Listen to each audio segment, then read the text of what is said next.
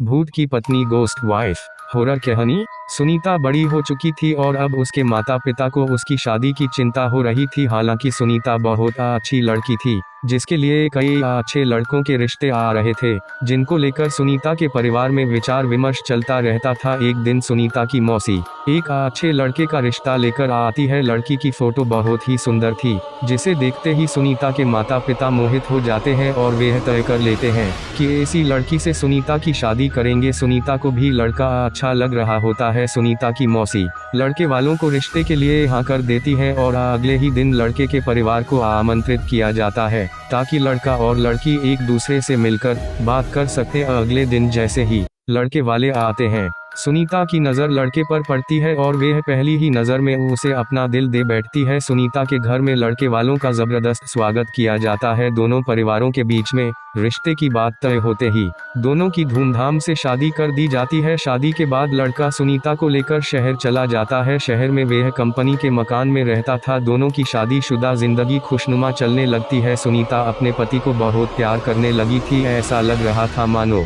सुनीता को 7 जन्म की खुशियां एक ही जन्म में मिल गई हो। एक दिन सुनीता और उसका पति फिल्म देखने थिएटर जाते हैं। दोनों पूरा दिन खूब मजा करते हैं, लेकिन जैसे ही वे वापस लौट रहे होते हैं, अचानक एक कार सुनीता के पति को जोरदार टक्कर मार के चली जाती है। वह तुरंत अपने पति को उठाती है और उससे पूछती है कि आपको कहीं चोट तो नहीं लगी। सुनीता का पति मुस्कुराते हुए सुनीता के साथ चलने लगता है। सुनीता अपने पति के साथ घर आ जाती है। रात हो चुकी थी और दोनों बाहर से खाना पीना करके आए थे। सारा दिन दोनों ने खूब मजे किए, लेकिन सुनीता बहुत थक चुकी थी, इसलिए वह आते ही अपने घर में सो जाती है। सुबह उठते ही वह अपने पति के लिए चाय नाश्ता बनाती है और अपने पति को उठाने जाती है, लेकिन वह पहले से ही जाग रहा होता है। सुनीता अपने पति के सामने चाय नाश्ता लाकर रख देती है और अपने काम में लग जाती है। कुछ देर बाद जैसे ही सुनीता वापस आती है तो चाय और नाश्ता वैसे ही रखे होते हैं। सुनीता के पति ने उसे हाथ तक नहीं लगाया था। वह अपने पति से बोलती है, यदि आपको चाय नहीं पीनी थी तो आप मना कर देते, बर्बाद क्यों करवा दिया। सुनीता का पति कहता है, कोई बात नहीं, मेरे लिए खाना मत बनाना, आज मेरा मूड नहीं है। सुनीता का पति तैयार होकर अपने ऑफिस के लिए निकल जाता है। सारा दिन सुनीता अपने घर में काम करती और अपने पति का इंतजार करती रहती। 2 दिन गुजरते ही सुनीता के घर के दरवाजे पर कोई आवाज लगाता है। सुनीता दरवाजा खोलती है। सामने उसी कंपनी का चौकीदार खड़ा होता है जिसमें सुनीता का पति काम करता है। चौकीदार सुनीता से पूछता है, मैडम 2 दिनों से सर ऑफिस नहीं आए हैं, उनकी तबीयत खराब है क्या? मुझे मैनेजर साहब ने भेजा है। सुनीता को आश्चर्य होता है क्योंकि उसका पति तो रोज तैयार होकर ऑफिस के लिए निकल जाता था, फिर वह ऑफिस कैसे नहीं पहुंचा। चौकीदार के जाते ही सुनीता अपने पति के घर लौटने का इंतजार करने लगती है। शाम को सुनीता के पति घर आता है। वह उनसे पूछती है, आप ऑफिस के बहाने से कहाँ जाते हैं? सुनीता का पति उसे यहाँ वहाँ की बातों में घुमाकर अपने कमरे में चला जाता है। अगली सुबह सुनीता अपने घर के दरवाजे पर दूध ले रही होती है, तभी चौकीदार फिर से आ जाता है और कहता है, क्या साहब अभी तक नहीं आए?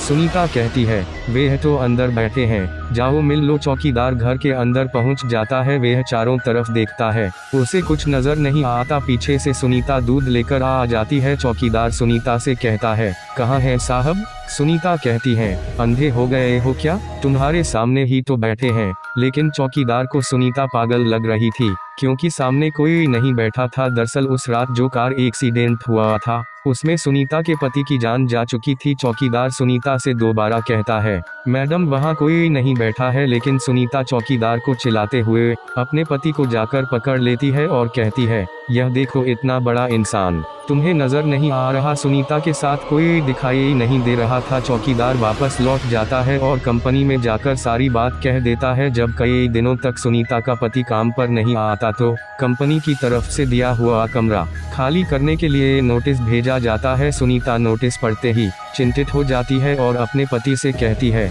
आप कंपनी में काम कर रहे हैं, फिर क्यों हमें इस घर से निकलना होगा? सुनीता का पति भूत बन चुका था, लेकिन सुनीता उसे साधारण समझ रही थी। उसी शहर में एक पुराना घर था जो कई सालों से बंद पड़ा था और वहां कई भूतिया आत्माएं रहती थी। सुनीता का पति उसे उसी घर में चलने को कहता है। सुनीता अपने पति की बातों में आ जाती है और उसके साथ जाकर वहीं रहने लगती है। सुनीता ने इंसानों से रिश्ता खत्म कर दिया था और अपने पति के साथ भूतिया दुनिया में ही जीना सीख गई थी। दरअसल सुनीता अपने पति की बातों से पूरी तरह संतुष्ट हो चुकी थी। सुनीता को इस भूतिया घर में ही धीरे धीरे डर का एहसास होने लगता है। वह अपने पति के अंदर बदलाव देख रही थी, लेकिन वह अपने पति के प्यार में इतनी दीवानी थी कि उसे एहसास ही नहीं था कि वह भूत की पत्नी गोस्ट वाइफ बन चुकी थी। कुछ दिनों बाद सुनीता के सास ससुर शहर आते हैं। सुनीता अपने पति से कहती है, मम्मी पापा का फोन आया था, वह 2 घंटे में स्टेशन पहुंच जाएंगे, उन्हें जाकर ले आओ। सुनीता का पति उससे बाहर जाने का बहाना कर देता है और उसी को स्टेशन जाने को कहता है। सुनीता अपने सास ससुर को स्टेशन से जाकर ले आती है। सास ससुर आते ही अपने बेटे यानी सुनीता के पति के बारे में पूछते हैं। सुनीता कहती है वे अभी किसी काम से बाहर गए हैं, कुछ देर में आ जाएंगे। सुनीता अपने सास ससुर के आने से बहुत खुश थी। वे उनके खाने की सारी तैयारियां करने लग जाती है, लेकिन शाम होने के बाद भी जब सुनीता का पति घर नहीं आता तो सभी चिंतित हो जाते हैं। सुनीता के पति का फोन घर में ही रखा रहता था, इसलिए वह उससे संपर्क नहीं कर पा रही थी। सुनीता के साथ उसके सास ससुर भी अपने बेटे से मिलने का इंतजार कर रहे थे। पूरी रात गुजर जाती है, लेकिन सुनीता का पति घर नहीं आता। सभी परेशान होकर उसका इंतजार करते रहते हैं। सुनीता के ससुर उससे पीने के लिए पानी मांगते हैं और जैसे ही सुनीता उनके लिए पानी लेने जाती है, उसे अचानक उल्टियां होने लगती है। सुनीता को उल्टी करता देख उसकी सास उसके पास आकर उसका हाल चाल पता करती है। बुजुर्गों का अनुभव विज्ञान से भी अधिक माना जाता है, इसलिए सुनीता की सास उसे तुरंत बता देती है, लगता है तुम मां बनने वाली हो बेटी। सुनीता मां बनने की बात सुनते ही मुस्कुराने लगती है। सुनीता यह बात अपने पति को बताने के लिए उतावली हो रही थी, लेकिन उसके इंतजार की घड़ियां बढ़ती जा रही थी। देखते ही देखते 5 दिन गुजार चुके थे, लेकिन सुनीता के पति का कुछ पता नहीं चल रहा था। तभी तीनों पुलिस थाने में शिकायत दर्ज कराने जाते हैं। पुलिस वाले सुनीता से कहते हैं 5 दिनों से तुम्हारे पति गायब है, लेकिन तुम्हें अब याद आ रही है। सुनीता ने जवाब देते हुए कहा, सर वो ऐसा 1-2 बार और कर चुके हैं, इसलिए मैं इसे सामान्य घटना समझ रही थी, लेकिन जब 5 दिनों से उनका पता नहीं चला तो मुझे लगा हो सकता है वह कोई खतरे में हो। पुलिस फिर रिपोर्ट दर्ज कर लेती है और जांच पड़ताल शुरू कर देती है। पुलिस की तहकीकात शुरू हो चुकी थी और 2 दिनों में ही पुलिस को सुनीता के पति की सच्चाई पता चल जाती है और पुलिस वालों की बात सुनते ही सुनीता और उसके सास ससुर के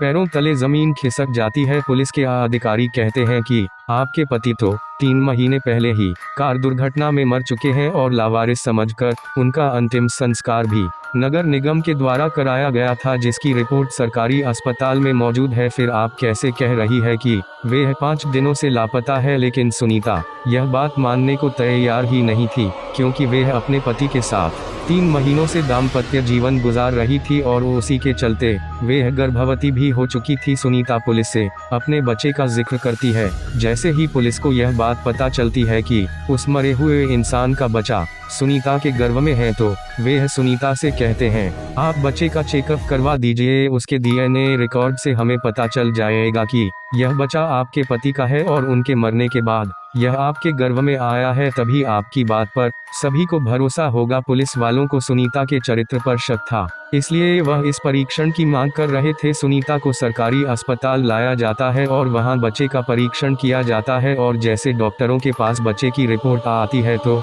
उनके पसीने छूट जाते हैं, क्योंकि बच्चा साधारण नहीं था, वह 2 महीने का था, लेकिन उसका विकास 8 महीने के बच्चे के बराबर हो चुका था और अगले ही महीने वह जन्म लेने वाला था। डॉक्टरों के लिए अपने आप में यह ऐतिहासिक बात थी कि 4 महीने में कैसे कोई बच्चा जन्म ले सकता है। डॉक्टर सुनीता के हालात के बारे में विचार कर ही रहे होते हैं कि अचानक सुनीता के पेट में दर्द बढ़ने लगता है। डॉक्टर सुनीता के इतने जल्दी बिगड़ते हुए हालातों को समझ नहीं पा रहे थे। सुनीता को आपातकालीन कक्ष लाया जाता है। तभी डॉक्टरों को पता चलता है कि सुनीता की डिलीवरी का समय आ चुका है और कुछ ही देर बाद सुनीता एक भूतिया बच्चे को जन्म दे देती है। सुनीता का बच्चा देखने में बहुत खूबसूरत था, लेकिन उसकी शारीरिक बनावट कुछ अलग थी। उसके दांत जन्म के साथ ही निकले थे और उसकी आंखें लाल थी। डॉक्टरों ने ऐसा बच्चा पहली बार देखा था। डॉक्टर उसका शारीरिक परीक्षण करते हैं। बच्चे के शरीर के अंदर सभी अंग सामान्य इंसानों की तरह ही थे। इस बच्चे के बारे में प्रमाण मिलते ही